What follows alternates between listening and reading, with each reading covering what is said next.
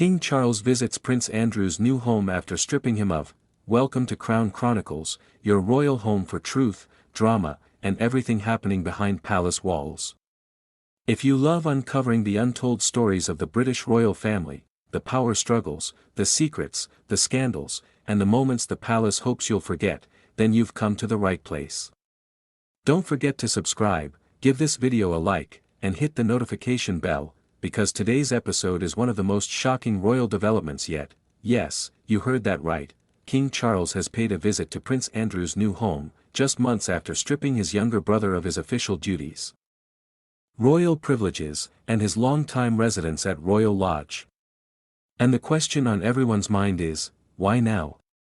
What could possibly have driven the king to make such a surprising move after years of keeping Andrew at arm's length? Let's unpack this royal bombshell, because behind that quiet visit lies a story of power, family, and perhaps, a final attempt at peace within the House of Windsor. To understand the full weight of this moment, we need to go back. Prince Andrew, once dubbed the Queen's favorite son, has spent the last few years living under a cloud of scandal and disgrace. After his disastrous BBC interview in 2019, the one that became a masterclass in royal missteps, his reputation was effectively destroyed. When his association with Jeffrey Epstein came to light, public pressure mounted to the point that even the Queen, who had always fiercely defended him, was forced to act. By 2022, Andrew had been stripped of his military titles, royal patronages, and the right to use the title His Royal Highness in any official capacity. His public life as a working royal was over.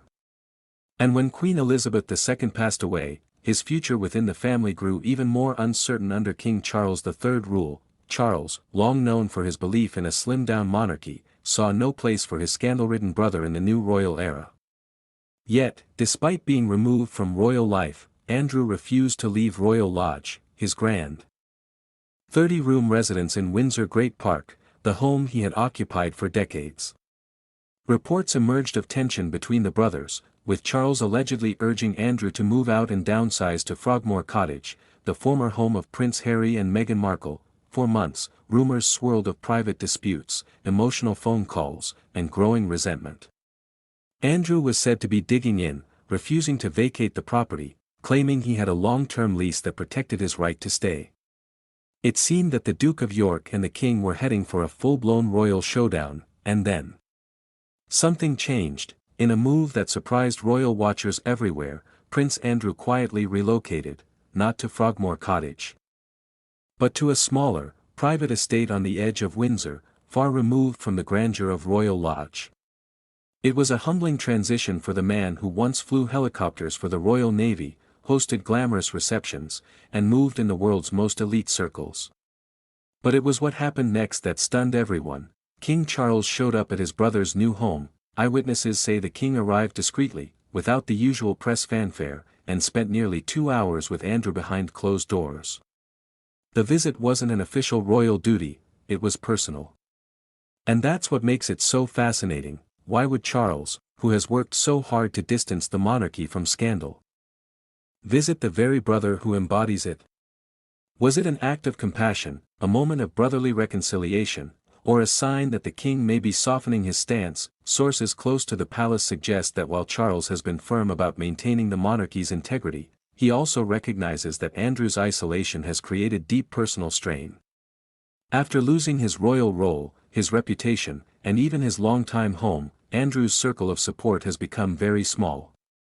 Sarah Ferguson, his ex-wife who still lives nearby, has reportedly been his only real ally. Beatrice and Eugenie, his daughters, have stood by him quietly, but even they have been cautious not to jeopardize their own relationships with the rest of the family. According to insiders, the king's visit was a private family matter, a sign that while Andrew's royal life is over, he is still Charles's brother. It may also have been influenced by Queen Camilla, who has long believed that family bonds should not be completely severed, no matter how public the scandal. There's also the practical side to consider. As much as Charles wants to modernize the monarchy, he knows that total exclusion of a royal family member creates long-term headlines, the kind of constant speculation that keeps the scandal alive. A quiet visit, a sign of peace, could help diffuse public curiosity, but not everyone within royal circles agrees. Some courtiers reportedly believe the king's gesture risks sending the wrong message, that forgiveness comes too easily to those with royal blood. Others, however, see it as a calculated act of mercy, a way to quietly close a painful chapter without reopening wounds in public. What's undeniable is how symbolic the moment was. The image of King Charles stepping into his disgraced brother's new, modest home says more than any official statement could. It represents the harsh contrast between who Andrew was, a royal prince of privilege, and who he is now, a man stripped of his grandeur, visited not by a brother in arms, but by a monarch who holds all the power. For Charles, this visit may have been a necessary act of closure, a way of saying, you are still family, but this is your new reality. For Andrew, it might have been both a comfort and a reminder, that his brother may care. But his crown comes first. Still, some royal insiders believe that this meeting could mark the beginning of a slow, subtle rehabilitation.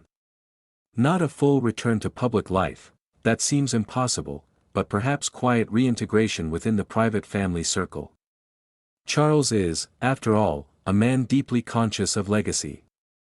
And allowing his brother to live the rest of his life in quiet dignity may be part of that legacy. Yet, for the public, forgiveness is harder to give. Prince Andrew remains one of the most controversial figures in the royal family's modern history. Every move he makes is scrutinized, every headline sparks outrage. And so, the question remains, can a royal once stripped of everything ever truly regain even a sliver of respect? That's the paradox at the heart of this story. The monarchy preaches duty, but it's built on family. King Charles must protect the institution, but he must also live with his conscience. And for all the pomp and protocol, this was ultimately a moment between two brothers, bound by blood and history, facing the ruins of what once was. Maybe the visit wasn't about forgiveness or strategy. Maybe it was just humanity, a brother checking on another brother, despite everything. But in the world of the British royal family, nothing is ever that simple. Thank you for watching Crown Chronicles. If you enjoyed this royal deep dive, don't forget to like, subscribe, and ring that notification bell, because there's always more behind the palace walls than meets the eye.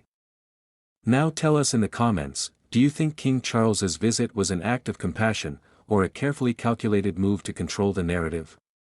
Let's hear your royal opinions below, because here at Crown Chronicles, we don't just tell royal stories, we uncover the truth behind the crown.